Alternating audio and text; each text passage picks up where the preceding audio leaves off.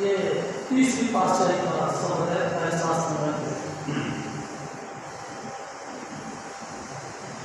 तेरी आँखानी तेरी आवानी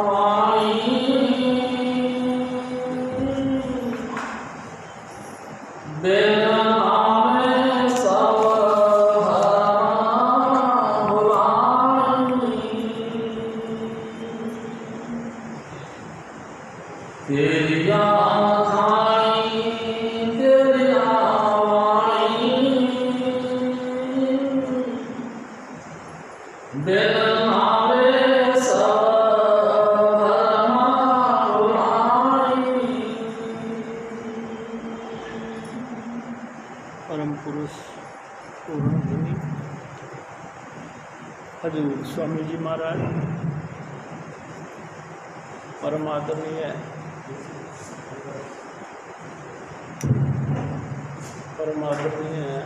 इसको लगा उसको नहीं छोड़िए, उसको आदमी चालू कर।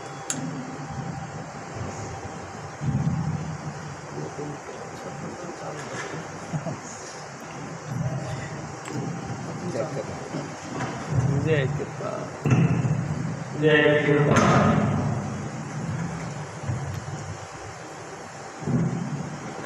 परम पुरुष पूर्ण धनी हजूर स्वामी जी महाराज, परम आदरणीय माता जी महाराज और प्यारे शास्त्री। प्यारे शास्त्री की तीसरी पातशाही, पहली पातशाही गुरु नानक साहब, दूसरी पातशाही गुरु अंगद देव, तीसरी पातशाही गुरु अमरदास जी। प्यारे शास्त्री जी, ये गुरु अमरदास जी महाराज की वाणी है। हजूर स्वामी जी महाराज हमारे सदगुरु फरमाया करते थे, जिसको ज्ञान, जुक्ति और शिष्टता परमात्मा के दरबार के तौर तरीके सीखते हैं, तो गुरु अमरदास जी महाराज की वाणी से सीखें। और जिसको गुरु भक्ति सीखनी है तो गुरु अमरदास जी महाराज के शिष्य रामदास जी महाराज, गुरु रामदास जी से सीखें। क्या शास्त्री जी 72 वर्षों तक इन्होंने गुरु की तलाश करी, सब कर्मकांड के नीच ऊंच जितने भी जो तौर तरीके अपनाए जाते हैं, कई सिद्धियां की, सब कुछ किया, लेकिन गुरु नहीं मिला। हजूर स्वामी जी महाराज हमारे कहा करते थे कि बेशुमार करोड़ों जन्मों के पुण्य फल जब जागते हैं, तब उसकी कृपा से उन पुण्य फलों के प्रभाव से गुरु मिलता है। गुरु कोई ऐसे ही नहीं मिलता। क्या शास्त्र जी आप फेर के देखो, सारा संसार कर्म कांडों में लगा है, गुरु से खाली है। जिस हस्ती को गुरु कहते हैं वो गुरु नहीं। हाँ, फेमस बहुत है, मशहूर बहुत हो चुके हैं लोग, बड़े बड़े गैदरिंग इकट्ठी कर रखी है, बड़े बड़े ज्ञान की बातें करते हैं, वेदों को याद कर करके उनकी विचारों को पेश करते हैं, लेकिन जिस चीज का नाम गुरु है वो यानी शास्त्री जी कभी सोचो कि गुरु कहते किसको है। हजूर स्वामी जी महाराज हमारे फरमाया करते थे, गुरु गो प्लस रू, गो यानी गहरा अंधेरा, रू यानी प्रकाश। जो गहरे अंधेरे में प्रकाश प्रकट कर दे उस हस्ती का नाम गुरु। गहरा अंधेरा तो कहीं भी, पूरे संसार की तरफ ख्याल करके देखो, दिन में सूरज है, रात में चंद्रमा और तारेगण हैं, लैंप है, लालटेन है, बिजली है, दीवा है। प्यारे शास्त्री जी, अंधेरा तो कहीं। स्वामी जी महाराज कहा करते थे कि सब कुछ लाइट ही लाइट का प्रबंध है, फिर भी मौत के वक़्त जब इंसान की आंखें अपने अंतर में प्रवेश करती है, यानी कि कहो कि आंखें बंद होती है तो अंतर में अंधेर धूप होता है, उस समय मुंह कहाँ जाए? क्योंकि अंधेरे में तो सिर्फ टक्करें खाती हैं, या अंधेरे के जो निशाचर हैं वो उनको पकड़ के ले जाते हैं, क्योंकि दुखी अंधेरा है, कहाँ जाए कोई रास्ता नहीं सूझता, और वो यम के दूत आ जाते हैं और पकड़ के इसको ले जाते हैं, जिधर मोड़ते हैं उधर ही इसको जाना पड़ता है। यानी सांस में भी सूझत नहीं। ऐसी कोई हस्ती मिले जो हमें उस अंदर का पर्दा दूर करे, आंखन का निज दर्शन दिखला, पर्दा दूर करके प्रकाश दिखाए, हमको सूझत बताए कि ये रास्ता काल का है, ये रास्ता दयाल का है। क्या शास्त्री जी ऐसी कोई हस्ती मिले, वो क्या करती है? स्वामी जी महाराज कहते हैं, गुरु सोही जो शब्द सके, शब्द बिना दूसर नहीं से। क्या शास्त्री जी ऐसी हस्ती सिर्फ वही है जो शब्द धुन के साथ में अपना वास्ता रखती है, सिर्फ शब्द धुन का अभ्यास करती है। सृष्टि के विकास का आधार शब्द, सिर्फ उसी शब्द का आधार वो ऐसी हस्ती देती है। क्या शास्त्री जी कोई और इष्ट नहीं बनाते, सिर्फ एक ही शब्द का इष्ट होता है, और शब्द के इष्ट से यानी शब्द के अभ्यास से आप इन तमाम शरीर की नौ इंद्रियों से परे निकलकर उस अशब्द में लीन हो जाता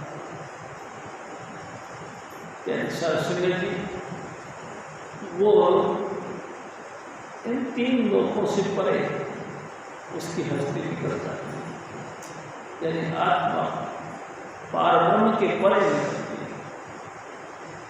क्या शास्त्री जी ऐसी हस्ती की सोबत में जितने भी संगत बैठती है,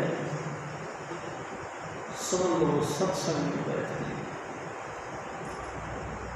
समझ लो उसको भी वो शब्द का इष्ट देता है, और जो शब्द के अंदर मरता है यानी शब्द के अंदर लीन होता है, वो हमेशा हमेशा की जीवन को प्राप्त करता है। यानी सरस्वती जी संसार के सुख और संसार की जो है मान बढ़ाई, ये संसार तक रहती है। जितना मर्जी मान बढ़ाई के मालिक अपन बन जाए, जितना मर्जी अपन दुनिया की दौलत इकट्ठी कर, लेकिन जब इंसान का चलाना होता है, खाली के खाली कुछ भी साथ नहीं, यानी जो कुछ किया यहीं के लिए, और ये संसार तो फना है नासवान। यानी शास्त्री जी हम सब ने परलोक जाना है, परलोक के लिए तो हमारे पास कुछ भी साधन नहीं। हजूर स्वामी जी महाराज फरमाया करते हैं, तोसा बांधो जिए का ऐथे पौधे ना। तोसा यानी कि रास्ते में जैसे हम जाते हैं तो खुराक बांधते हैं, भाई रास्ते में हमको भूख लगी, रास्ते में हमको प्यास लगी, तो रोटी पानी का इंतजाम करके लेके चलते हैं। इतना लंबा सफ़र जो मुड़ के वापस खबर ही नहीं देना, मुड़ के वापस हमको बताना ही नहीं किसी के लिए कि भाई हमने ये पाया, ये देखा, और हम इधर जा रहे हैं, हम यहाँ तक पहुँच गए, कोई खबर नहीं देना। इतना लंबा सफ़र, बंदोबस्त कुछ भी नहीं। हजूर स्वामी जी महाराज कहा करते थे, तो सब रास्ते की खुराक इंतजाम करो, जो यहाँ भी तुम्हारे साथ रहे वहाँ भी। देखो नाम एक ऐसी चीज़ है कि जिन्होंने जितना नाम दिया गए मुशक्कत का, जिसने भी कोई जाति का सवाल नहीं, कोई स्त्री पुरुष का सवाल नहीं, कोई कम उम्र या ज़्यादा उम्र का सवाल नहीं। यानी साथ संगत जी आप समझो, जिस व्यक्ति ने भी नाम का आधार दिया और नाम को गुरु की हिदायत के मुताबिक अभ्यास किया है, जपा, उसकी जिंदगी का एक विकास हो जाता है। मैं खुद महसूस करता हूँ, उसकी जिंदगी फूल के माथे खिल पड़ती, सारी खुशियाँ उसमें ऑटोमेटिकली एक एक करके समा जाती। और मैं तो आपसे निवेदन ये करूँगा, वो संपूर्ण गुणों की खान बन जाता है जिसने सिर्फ नाम का अभ्यास किया। यानी सत्संग जी गुरु हमको वो अनमोल चीज देता है जिससे इंसान का निर्माण और आत्मिक निर्माण होता है। यानी सत्संग जी सच और झूठ का फर्क महसूस होने लगता है। क्या सच है, क्या झूठ है, कौन सा ऐसा कर्म है जो हमारे साथ जाता है, कौन सा ऐसा कर्म है जो हमारा यही कर नहीं देता। क्या शास्त्र जी हजूर स्वामी जी महाराज 22 दे हमको खूब खूबसूरत बना दे। हमने इस यौवन और खूबसूरती का दुरुपयोग किया, जिससे और भोग को कहता हम लगे रहे। देखो सब मिट्टी की मिट्टी हो गई और दुनिया के अंदर मुँह काला हो गया। लेकिन जिसने भी नाम का अभ्यास किया, कीर्ति छूटी ना, जितने भी कर्म किए हैं सब उसके माइंड हो गए, माफ हो गए, और आप छुटकारा पाकर परमात्मा की दरबार में समा जाता है। या शास्त्र जी ये सूजत कौन देता है? ये मेरे सतगुरु देते, हजूर स्वामी जी महाराज देते। क्या शास्त्र जी ऐसी हस्ती को गुरु कहते। क्या शास्त्र जी तमाम पाप कर्मों से परे निकाल दे, तमाम पाप कर्मों को हमारे शीशे की तरह दिखा दे कि ऐसा करने से हमारे को ये मिलता है, और हमको ऑटोमेटिक उनसे प्रेम कम होने लग जाता है। हमको वो कर्म दुष्कर्म महसूस होने लगते हैं। क्या शास्त्र जी जिंदगी समझ जाती है, नाम का रस अंतर में आने लगता है। ऐसा सतगुरु नहीं मिलता। क्या शास्त्री जी गुरु अमरदास जी महाराज ने ऐसे सतगुरु की तलाश कर हमारी तमाम भास इस काया की हद से परे निकल कर नाम के रस में डूब जाए, आत्मा शांति को पा जाए, तृप्त हो जाए। क्या शास्त्री जी ऐसा गुरु नहीं, बहुत तलाश कर कर्म का अनुभव मिले, रिद्धियाँ सिद्धियाँ बहुत बढ़ गई, लेकिन दिल की तसल्ली नहीं। किसी ने कही भले मानस गंगा जाओ, गंगा स्नान कर गए, जरूरत थी भाई जी। गंगा माई से प्रार्थना करने लगे कि हे गंगा माई गुरु मिला।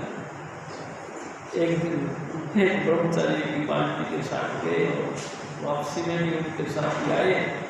ब्रह्मचारी जी से प्रार्थना करने लगे कि आज रात हमारे यहाँ ठहर जाओ, और ठहर गए। सुबह उनकी तमाम सेवा से निवृत्त होकर उनको विदा करने के लिए गांठ में रख के और गए। शास्त्र ब्रह्मचारी उनकी तपस्या से, यानी कि उनकी सेवा से, शुश्रूषा से इतने खुश हुए कि पूछ लिए, ओ गुरु, ओ मेरे भाई, तेरा गुरु कौन है जिसने इतनी सेवा सिखाई? शास्त्री जैसे ही गुरु का नाम आया उनकी आंखों से आंसू गिरे, कहते कि मेरा कोई गुरु देखा है।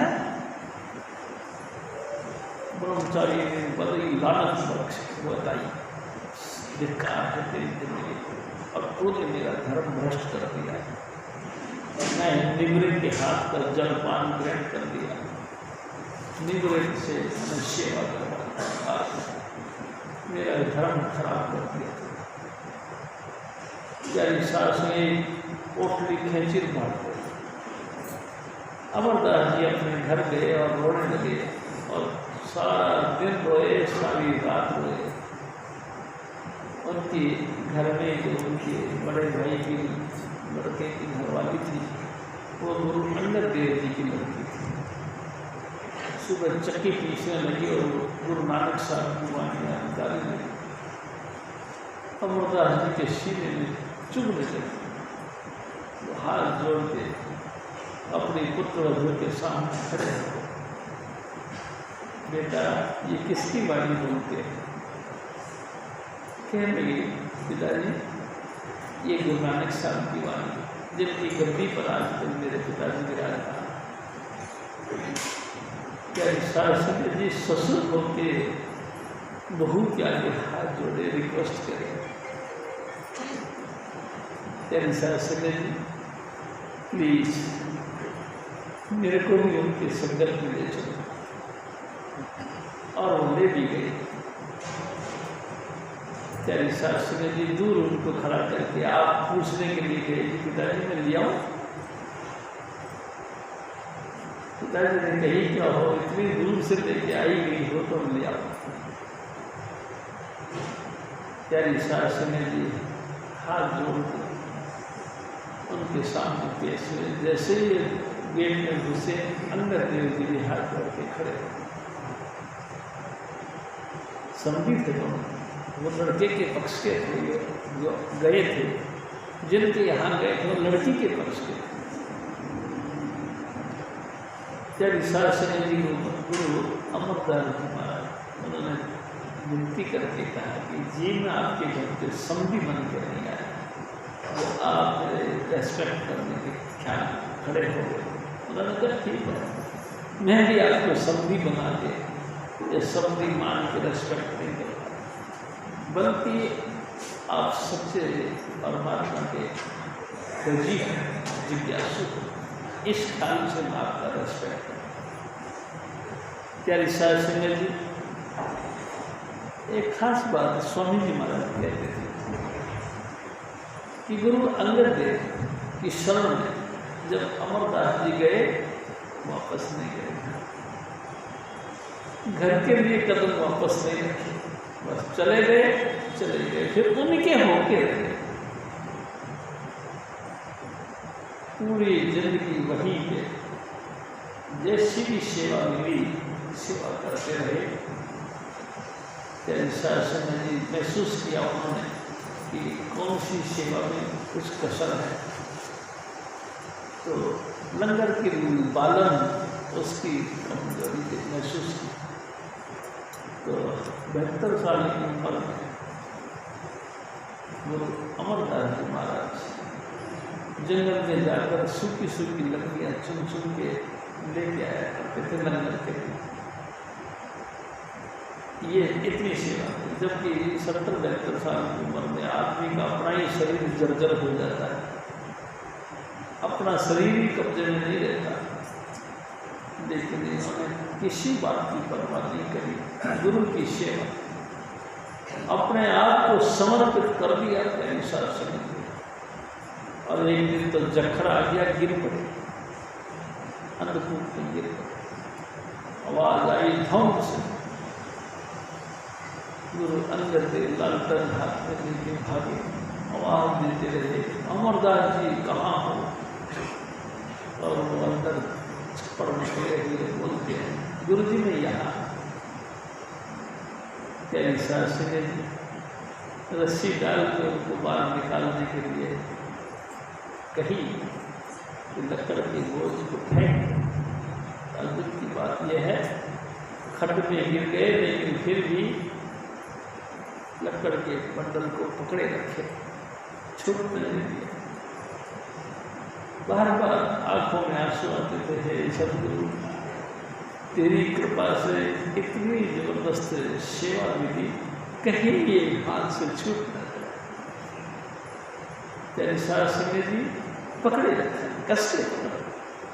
अमरदास जी महाराज को इस हालत में देखा, अंगद देव ने कहा कि कोई बात नहीं अमरदास जी, इस लकड़ी के गट्ठर को फेंक दो और रस्सी पकड़ के गेट से मतलब बाहर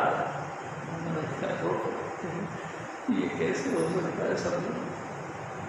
सारे जिंदगी भटकने के बाद तो आप जी की कृपा से सेवा मिली, और ये भी फेंक दो। ऐसा मत करो सदगुरु, दया करो मेरे पर, मेरी सेवा को कबूल करो। शास्त्री जी हजूर स्वामी जी महाराज कहा करते थे, घटिया से घटिया सेवा मिले, गुरु की सेवा, गुरु ने कही नहीं कि तुम ये काम करो। शास्त्री जी गुरु की सेवा, हर की सेवा, गुरु की सेवा परमात्मा की सेवा है।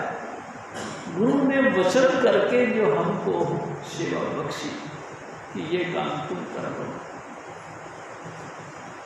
मैं आपसे निवेदन करूं, मेरे सदगुरु कहते थे उस सेवा के वचनों के मार्फत गुरु उसके अंग संग हो जाता। तुम ये सेवा नहीं कर रहे, गुरु का अंग संग यानी कि संपर्क, टच से, वचनों से, हर तरीके से तुम्हारे अंग संग गुरु होता। अगर तुमने उस सेवा को नकार दिया तो समझ लो तुमने गुरु को नकार दिया। इतना मायना सेवा का। क्या शासन है जी? ये उन्हीं महापुरुष की बात है। हे सदगुरु, मैं देखता हूँ आप जी की कृपा से संपूर्ण सृष्टि का विकास हुआ। क्या शासन है जी? संपूर्ण सृष्टि में तमाम रचनाओं के अंदर तूने 4 प्रकार की रचना की, अंडज, जेरज, श्वेतज और उद्भज। एक वो तूने वनस्पति पैदा करी जो जमीन से बीज के द्वारा पैदा होता है। एक तूने ऐसी रचना पैदा की जो अंडों से पैदा होता है। एक ऐसी तूने रचना करी जो पसीने से पैदा होता है।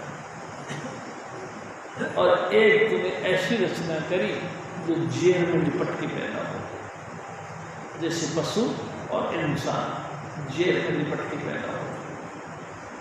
तमाम कीड़े मकोड़े प्यारी शासन जी अंडों में पैदा होते हैं। तमाम वनस्पति बीज से पैदा होती है। जू, पिस्सू, खटपा, चीचड़, कलीले, ये सब पसीने से पैदा। प्यारी शासन जी 4 प्रकार की उत्पत्ति,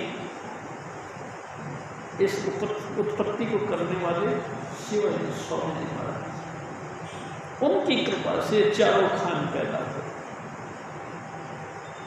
4 खानों को फिर आगे और डिवाइड किया, 84 लाख योनियां बनी। यानी शासन जी वनस्पति जैसे 30 लाख किस्म, कीड़े मकोड़े जैसे 27 लाख किस्म, 9 लाख प्रकार के पानी के जीव, 14 लाख प्रकार के पानी के जीव, 9 लाख प्रकार के पक्षी, 4 लाख प्रकार के इंसान, हैवान, भूत, प्रेत, यक्ष, किन्नर, गंधर्व, ये तमाम योनियां 84 लाख तूने तो पैदा करी। हे अकाल पुरुष, हे वाहेगुरु, हे सतगुरु, हे सतपुरुष, तूने तो 4 खान पैदा की। और सुन, उससे भी खास बात यह है कि सबको तूने आवाज दी।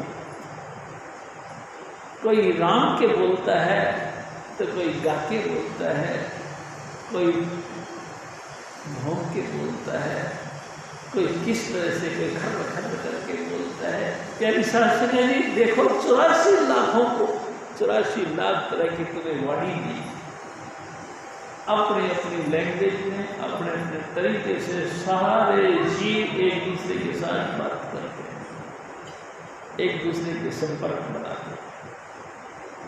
एक दूसरे की भाषा किसी एक दूसरे को समझ में नहीं आती। कमाल कर दिया, वाह! सारी संसार की सृष्टि किसी ना किसी भाषा में कुछ ना कुछ बोलते हैं और एक दूसरे से के साथ कॉन्टेक्ट करते हैं। प्यारी साहब सुनो जी, कैसी विचित्र संसार है, तो ख्याल करके देखो। इंसान अनेक प्रकार के कामों में उनको प्रवृत्त कर दिया और ऐसा प्रवृत्त कर दिया कि इंसान को दूसरा इंसान का काम देख के घृणा की। एक कसाई का काम करता है, एक माला जपने का काम करता है। देखो प्यारे शासन जी, एक दिन रात पूजा पाठ कर करके भगवान जी की प्रतिमा मूर्ति करके उसकी आराधना करने में जिंदगी बिताता है, तो एक अनेक प्रकार के पशु मरते हैं, उनकी खाल को घेर के उससे रोजगार कमाता है। कैसी कमाल की खेल है। यानी शास्त्रीय सब के अंदर इंसान है, के अंदर वही 5 तत्व हैं, सब के अंदर वही खून, वही मांस, वही हड्डियाँ। लेकिन देखो कैसी करतूत है स्वामी महाराज की। एक के हाथ में चाकू छुरी दे दी कि चमड़ा उधेड़ के उससे रोजगार कमाओ, और एक को उसने सोना चांदी के कारोबार दे दिया। सबसे कीमती हीरे मोती का व्यापार बख्श दिया। देखो कमाल के, खान सारे उसी के, निर्माण सारा उसी का, लेकिन कैसे कर्मों का खेल है कि एक हीरे मोती बेचता है, दिन रात मक्खन खाता है, दूध पीता है, और एक मांस खाता है, अंडे खाता है, दिन रात शराब पी के मदमस्त हो जाता है। यानी शासन जी खान, देखो ये स्वामी जी का खेल है। कितने गिरी से गिरी हालात वो इंसान बना लेता है कि मरे हुए पशुओं के, मरे हुए इंसानों का मांस खाता है।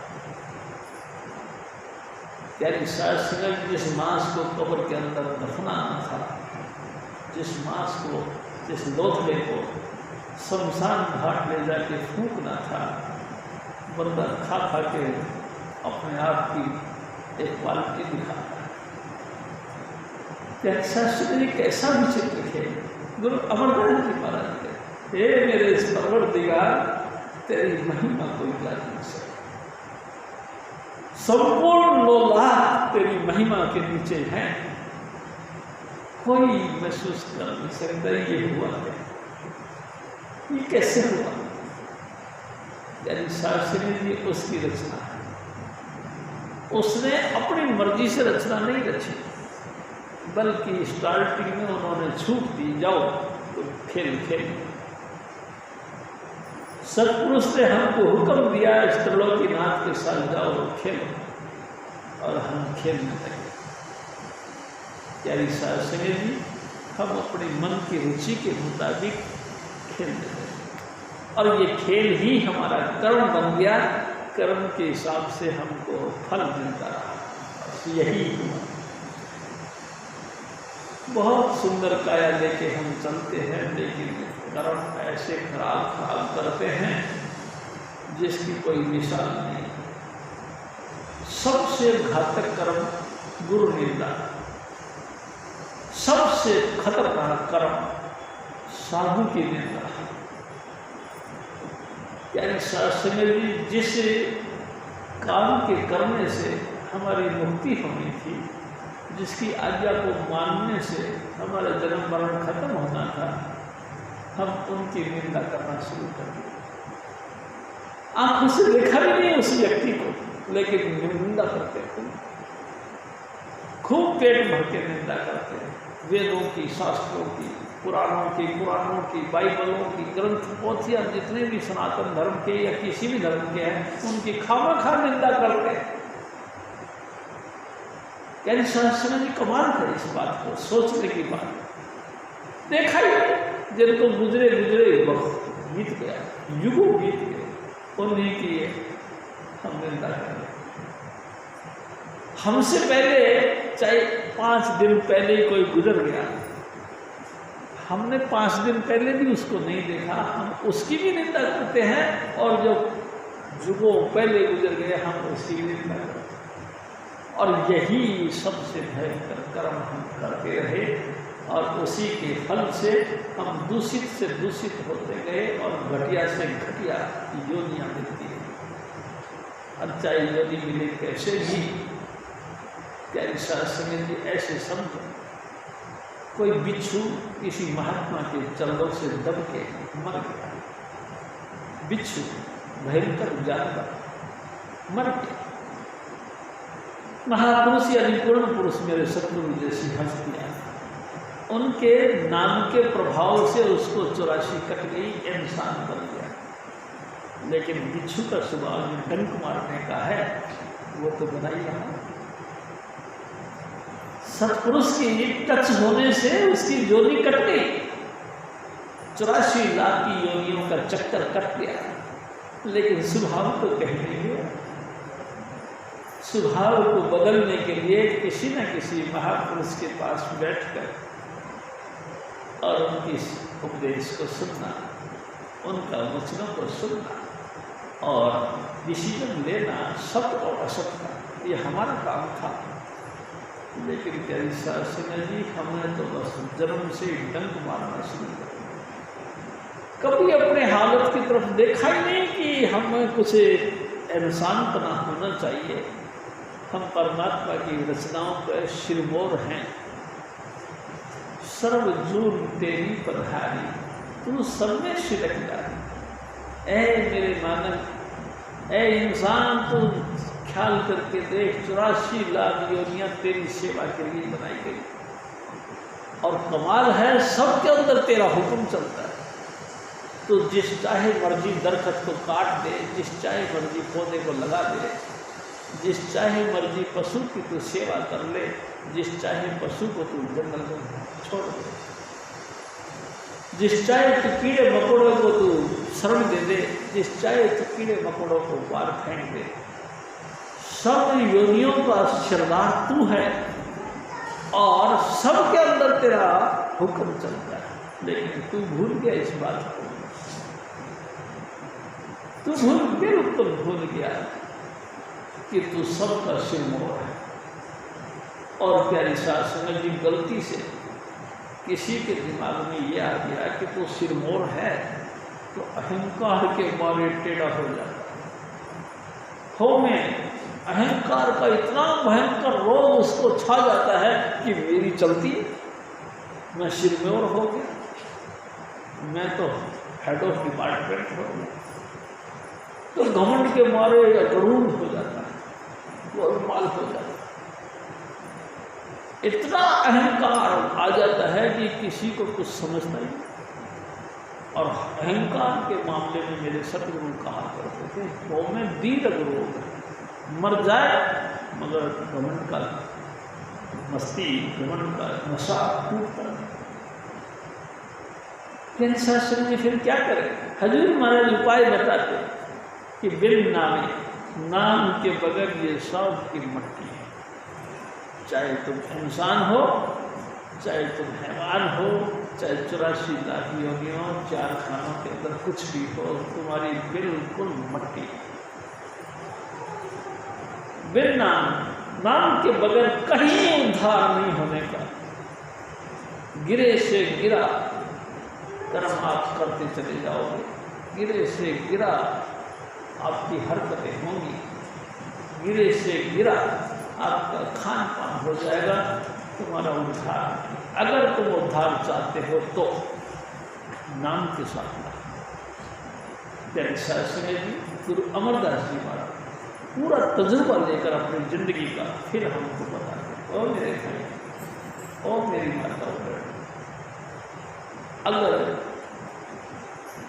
उद्धार चाहते हो, यानी कि परमात्मा को मिल के परमात्मा में लीन होना चाहते हैं, तो तुम नाम के साथ नाम, हाँ, नाम नहीं ते सब कुछ होया, मेरे सतगुरु नाम न पावे। स्वामी जी महाराज कहा, जो कुछ पैदा हुआ है, जो कुछ दिखता है, उत्पत्ति प्रलय सबते हो, सबते ही फिर मोत्पत्ति हो। उत्पत्ति प्रलय और दोबारा सृष्टि का विकास सब नाम के दम पे है। अदृष्ट अगोचर नाम अपार, अत्र मीठा नाम प्यारा। यानी शासन में नाम की महिमा दिखाई नहीं देता। क्यों? इस इंद्रियों के द्वारा वो पकड़ में नहीं आता। अदृष्ट यानी दृष्टि का मजमून नहीं, अपार यानी कि हर सीमा से भी परे है वो नाम। देखो ना, आप समझो, जब हम नाम का अभ्यास करने के लिए बैठते हैं, पूरी इंद्रियां बिल्कुल हमारी शिथिल हो जाती है, तमाम हमारे ख्यालात सिमट जाते हैं, तन थिर, मन थिर, वचन थिर, सब टिक जाए अपनी जगह, सुरत भी और निरत भी सब टिक जाए अपनी जगह। तब अंतर में नाम का शब्द प्रकट होता है, तब धुन प्रकट होता है। यानी शास्त्रीय शब्द नाम जब प्रकट होता है और हम इसको बाल सृष्टि के अंदर ढूंढे, हम आंखों से देखना चाहें, कैसे देख सकते? यानी शास्त्री जी फिर देख नहीं सकते तो फिर कैसे दे? गुरु जुक्ति देता है। गुरु नाम दान देने के वक्त जुक्ति देता है। इस तरीके से तुम उसके साथ जुड़ सकते हैं। तमाम आँखों का तमाम भास को सिमेट के यहाँ लिया हो। पुतली ने तिल ने भरे राज कुल का कुल, इस पर्दा शाह के जरा पान दे। 14 तबक का हाल अय्या हो तुझे जरूर, गाफिल न हो ख्याल से होशियार दे। तो होशियार होकर, चेष्टा में होकर, ये नहीं कि लटके हैं, फटके हैं, कर रहे हैं, गुजारा कर रहे हैं, धक्का दे रहे हैं। होशियार चेतनता के साथ बैठ के तुम नाम लो। कहाँ जपो?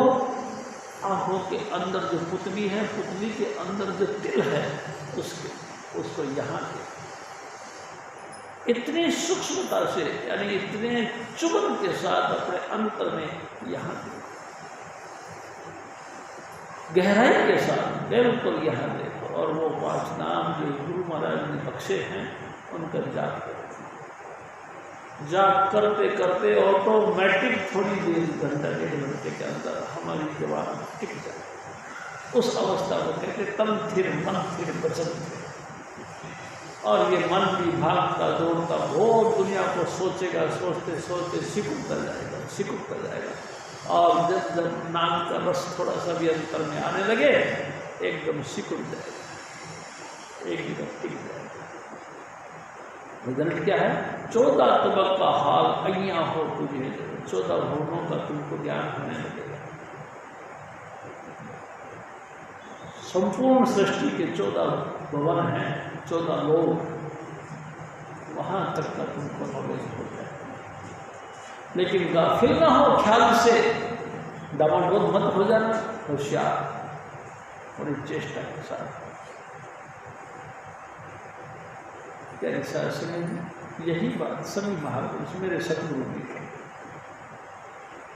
जी इस तरीके का नाम का अभ्यास को करेगा, तब जाके इन खानों और वाणियों से हम परे हट जाए।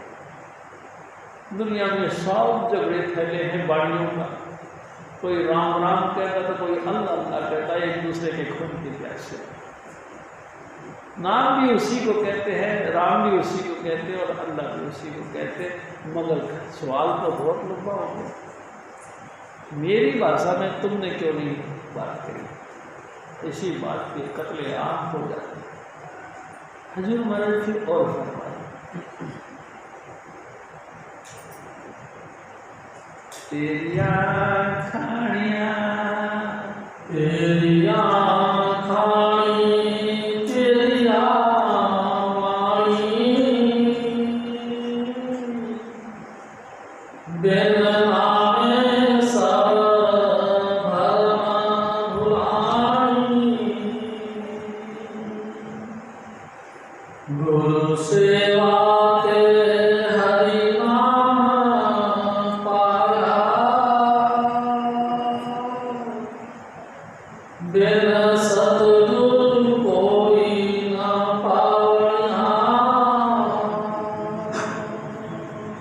सदगुरु महाराज खुल के ओ मेरे भाई, ओ मेरी माता, इतनी जबरदस्त क्वालिटी की चीज गुरु के द्वारा, कितना ही जन्मैन हो, कितने ही खूबसूरत हो, कितने ही धनवान हो, गुरु के बगैर नहीं करता। मैं आपसे निवेदन करूँ, मेरे सतगुरु कहा करते थे, बालू बुखारा का बादशाह जो 100 मन की फूलों की शील पर सोया करता था, क्या सिंह जी खुदा की तलाश थी उसकी, परमात्मा मिले। सारी रात घोड़े पे बैठ के इधर उधर फकीरों की सोबत में जाता था, लेकिन खुदा नहीं मिला, परमात्मा नहीं मिला। एक दिन वो रात को अपने महलों में सो रहा था कि किसी कारण से खटखट हुई तो उठ गया और देखा तो छत पे एक आदमी टहल रहा था। उसने पूछा, वो बादशाह था, कौन हो भाई? तो उसने कहा, भाई ऊँटवा। ऊँटवा, यहाँ क्या कर रहे हो? अरे मेरा एक ऊँट खो गया, उसको ढूंढ रहा। बादशाह बड़ा हंसा और कहने लगा कि बेवकूफ हो गया, महलों की छत पर कहीं ऊँट खोते हैं? पलट के उसे सारंगवार ने कहा, तुम भी तो बेवकूफ हो, 100 मन की फूल पे शो कर कहीं खुदा मिलता है? और एकदम अपना जलवा दिखाया, अलोक हो गए। क्या ईसा जी, हजरत इब्राहिम इनका नाम था। खोलते खोलते हिंदुस्तान आए और कबीर साहब को देखा, एकदम चौक खा गया। यही है वो हस्ती जिसने मेरे को जगाया और उनकी सेवा की। हजूर स्वामी जी महाराज फरमाते हैं, अपनी बादशाहत छोड़कर कबीर साहब के घर पे पड़े गए और कबीर साहब तो बेचारे जुलाए थे, गरीब थे।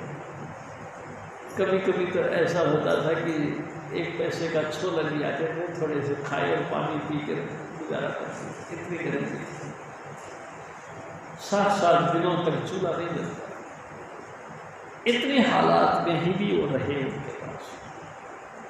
6 साल तक लगातार रहे। कबीर साहब ने जैसा ये वक्त बना वैसा उसने साथ दिया। माता लोई कहती कि महाराज कब तक रखोगे? 6 साल हो गए, अब तो सही हो गया, इसको दे दो नाम। नहीं, अभी खाली नहीं है, ये तो बहुत निमाना बन के रहता है। निमाना बन के रहने से क्या होता है भाई जी? दर्दी हर हर करती, ये तो सबका दिमाग है अल्लाह, ऐसे ऐसे तो सब करते हैं, दिल से मोहब्बत नहीं करती। प्यारे साहब सिंह जी उन्होंने कहा, ये कैसे हो सकता है? मैं तो देखती है तो बहुत नम्र हो गया, तो नम्र हो गया। तो ऐसा करिए, घर का कूड़ा करकट उठा के छत पर बैठ जा, जब ये बाहर निकले इसके ऊपर डाल दिया, मैं भेजता हूँ इसको, और फिर सुनिए ये क्या कहता है। प्यारी साहब सिंह जी कूड़ा करकट डाला गया तो ऐसे ऊपर देख के कहता है, जो ये डालने वाले तेरे को अकल नहीं, मैं कौन हूँ? मैं इब्राहिम हूँ, बालू बुखारे का बादशाह। अगर मैं होता अपने राजधानी में तो करता सो करता। आके माता लोई ने कहा कि महाराज सत्य ये कही थी ना, अभी बना नहीं, 6 साल और रहा। प्यारी साहब से मुझे 12 साल के बाद माता लोई से कहने लगी कबीर साहब कि अब ये तैयार हो गया, तैयार हो गया। हम तो वैसे ही महसूस करते जैसे पहले थे। तो तू आज ऐसा करिए, कट्टी पेशाब जिस पर हम रात को कर लिया करते हैं, झावा इसके ऊपर डाल दिया। तेरी सास में जी जैसे वो बाहर निकले उसके ऊपर झावा डाल दिया, समझ गया ऊपर से नीचे तक कट्टी पेशाब।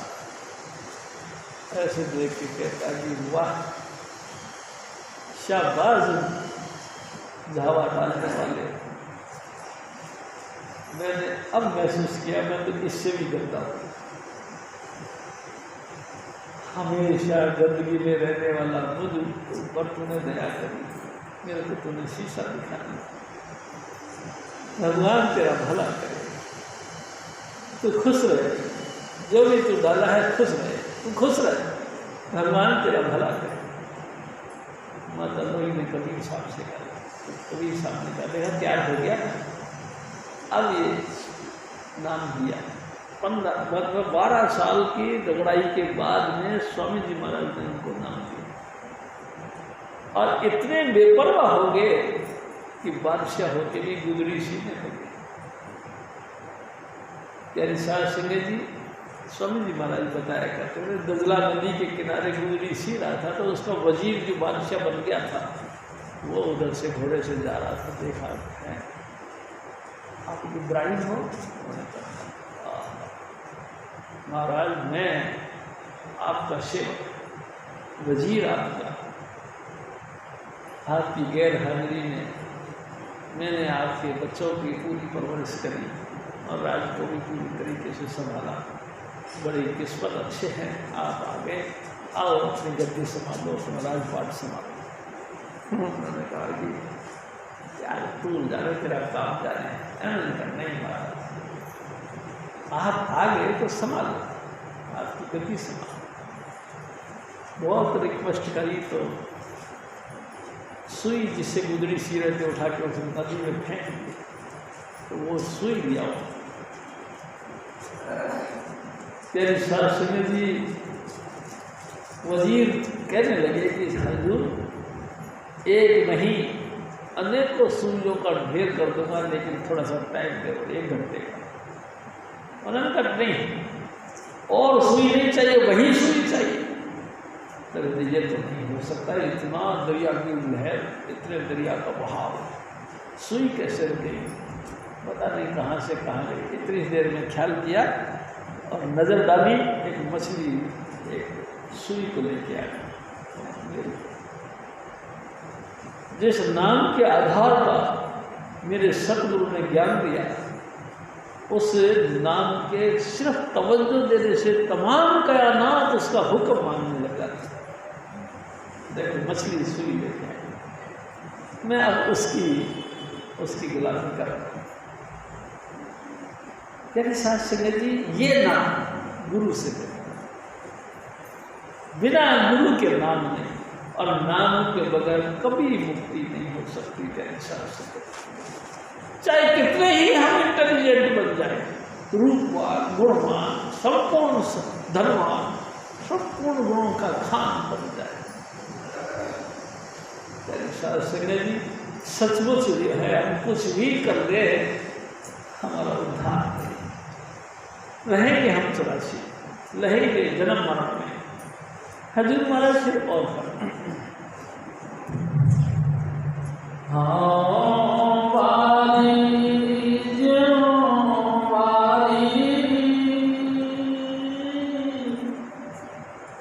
हरि से चित